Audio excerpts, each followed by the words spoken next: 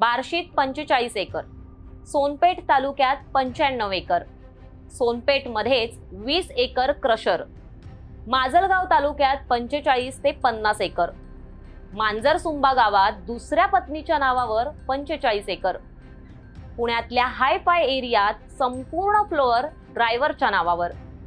ही संपत्ती कुठल्या नेत्याची नाही तर एका नेत्याच्या घरगड्याची आहे. वाल्मिक कराड. मस्साजोग गावचे सरपंच संतोष देशमुख यांच्या हत्येतील संशयित आरोपी. गेले महिनाभर वाल्मिक कराड हे नाव राज्यात चांगलंच गाजतंय. खंडणीखोर आणि हत्येत संशयी आरोपी असलेला वाल्मिक कराड हा कुणी साधा सुधा माणूस नाहीये. नेत्याच्या घरी घरगडी जरी असला तरी त्याची प्रॉपर्टी ही सर्वांना थक्क करणारी आहे. राज्याचे मंत्री धनंजय मुंडेंचा हा राईट हँड आहे. गोपीनाथ मुंडेंनी घरगडी म्हणून ठेवलेला हा पोऱ्या बघता बघता किंग ऑफ परळी झालाय. बीडमध्ये कुठेही गेलात आणि जर विचारलं की जमीन कुणाची आहे तर अनेकांच्या तोंडी एकच नाव येईल, ते म्हणजे वाल्मिक अण्णांची. वाल्मिक अण्णा सध्या बीडच्या राजकारणावर आणि गैरव्यवहारांवर होल्ड असणारा व्यक्ती. घरगडी म्हणून मुंडेंच्या घरी कामाला आलेला हा वाल्मिक बघता बघता एका साम्राज्याचा मालक झालाय. हजारो एकर जमीन, पुण्यात प्रॉपर्टी, 100हून अधिक बँक खाती, पत्नीच्या नावावर मोठमोठ्याल्या जागा अशी वाल्मिक अण्णाची संपत्ती आहे. गेल्या 5 वर्षात या संपत्तीत चांगलीच वाढ झाली आहे. धनंजय मुंडेंना राजकारणात चांगले दिवस येताच वाल्मिकचं देखील नशीब फळफळलंय. एकट्या बीडमध्ये अण्णाची 95 एकर जमीन आहे.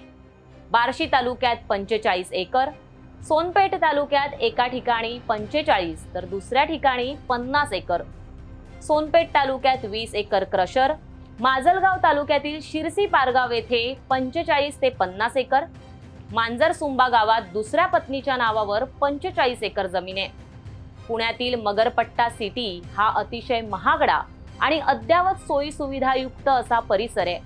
तिथे देखील वाल्मिकची प्रॉपर्टी आहे. वाल्मिकने मगरपट्टा सिटीमध्ये एका मोठ्या इमारतीत संपूर्ण फ्लोअर ड्रायव्हरच्या नावावर घेतलाय.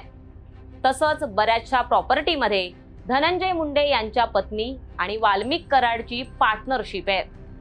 वाल्मिक कराडची तब्बल 100 बँक खाती असल्याचं देखील बोललं जात आहे. तसंच 17 मोबाईल फोन आणि 300हून अधिक टिपर आहेत. गेल्या 10 वर्षांपासून वाल्मिक कराड हा राष्ट्रवादी पक्षाचं काम करतोय. धनंजय मुंडे यांचे निकटवर्तीय म्हणून वाल्मिक कराडची ओळख आहे. धनंजय मुंडे यांच्या अनुपस्थितीमध्ये परळीत त्याचाच होल्ड असतो. बीड आणि परळी शहरात नाही तर प्रत्येक गल्ली बोळात वाल्मिकची दहशत आहे. या दहशतीतूनच वाल्मिकने खंडणी, अपहरण, हप्ते अशा अनेक माध्यमातून बक्कळ पैसा कमावलाय.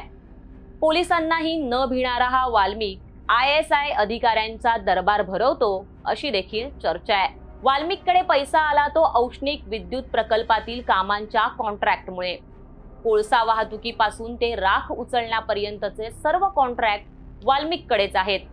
त्यामुळे वाल्मिकनं काळ्या राखेतून सोनं लुटल्याचं बोललं जात आहे.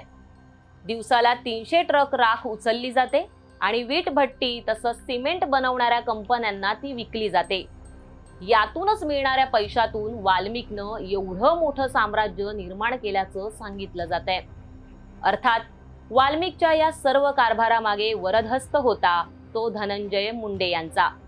धनंजय मुंडेंचा राईट हँड असल्यानं वाल्मिकला कायमच अभय मिळत आलंय आणि याचाच फायदा घेऊन वाल्मिकनं आपला दबदबा निर्माण केला. हा दबदबा पुढे इतका वाढला की वाल्मिक कराडच्या नावानं त्याचे बगलबच्चे दिवसाढवळ्या खून करू लागले आणि याच्यातूनच बळी गेला तो मस्साजोग गावचे सरपंच संतोष देशमुख यांचा. तुर्तास इतकंच. तुम्हाला ही माहिती कशी वाटली हे आम्हाला कॉमेंट करून नक्की सांगा आणि असेच नवनवीन आणि माहितीपूर्ण व्हिडिओ पाहण्यासाठी माय महानगर लाईव्हला सबस्क्राईब करायला विसरू नका.